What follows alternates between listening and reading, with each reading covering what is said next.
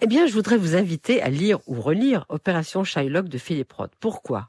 Parce que c'est une manière de vous préparer à la découverte d'un livre magnifique de la rentrée littéraire dont vous entendrez beaucoup parler ici à RCJ. C'est un essai de Mark Wetzman, il s'appelle La part sauvage et paraît chez Grasset. Grâce à ce livre, Philip Roth vous redeviendra très présent, très vivant. Mais il l'est aussi dans Opération Shylock, qui est un de ses romans les plus fous, un de ceux qui me fascinent le plus. Pourquoi ? Parce qu'il y a poussé son usage du double à son maximum. Cette fois, le double ne s'appelle plus Zuckerman ou Kepesh, il s'appelle Philip Roth. Que se passe-t-il ? Philip Roth, l'écrivain, qui relève d'une terrible dépression, apprend qu'un certain Philip Roth est en Israël et prêche ce qu'il appelle le diasporisme.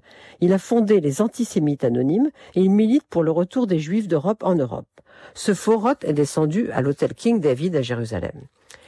Philip Roth, le nôtre, n'écoute pas les conseils de sa femme et il décide d'aller affronter ce double. D'abord, il lui téléphone, l'autre répond avec un accent du New Jersey plus fort que le sien, une voix plus sonore, et il affirme être bien l'auteur de Portnoy et son complexe. Arrivé à Jérusalem, Roth le rencontre et il le voit comme une version hollywoodienne de son visage. Plus régulier, plus conventionnel, un peu moins mal fini que le mien, le menton était plus volontaire, le nez moins gros, et contrairement au mien, il n'était pas aplati au bout à la juive. Dans une publicité pour la chirurgie esthétique, il serait l'après et moi l'avant. Mais que faire donc pour se débarrasser de cet imposteur ? Eh bien déjà, il faut le nommer. Roth l'appelle Moshe Pipik, Moïse Petit Nombril. C'est le surnom qu'on donnait aux enfants qui voulaient faire les malins.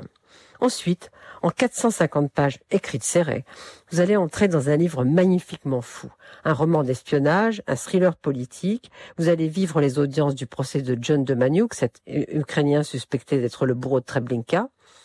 Et à un moment, Pipik dit à Roth, « Vous avez un but, vous ?» « Oui, il en a un. Montrer que le vrai écrivain est le plus fort sur le terrain de l'invention. » Et il le fait, d'une manière plus spectaculaire que jamais. Vous verrez que surfer sur son identité pour prouver sa propre puissance romanesque, c'est évidemment un pari fou. Mais quelle réussite ici. Une démonstration magistrale. Vraiment, emportez Opération Shylock pour l'été. C'est en folio, c'est pas cher. Et en septembre, retrouvez vite Philip Roth avec Mark Wetzman. Et bon été à tous.